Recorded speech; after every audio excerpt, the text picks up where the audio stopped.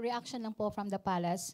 Nagpahayag po kasi ang mga Makabayan Black lawmakers na gagawa sila ng paraan para harangin po daw yung paghingi ni Attorney Roque ng asylum sa Netherlands. On the part po sa gobyerno, may balak din po ba ang gobyerno na harangin ito sa pamamagitan ng pagbibigay ng rekomendasyon sa gobyerno po ng Netherlands? Sa ngayon po, siguro nabalitaan nyo na po na hindi na po makakasama si Atty. Harry Roque bilang parte ng legal team ni dating Pangulong Duterte.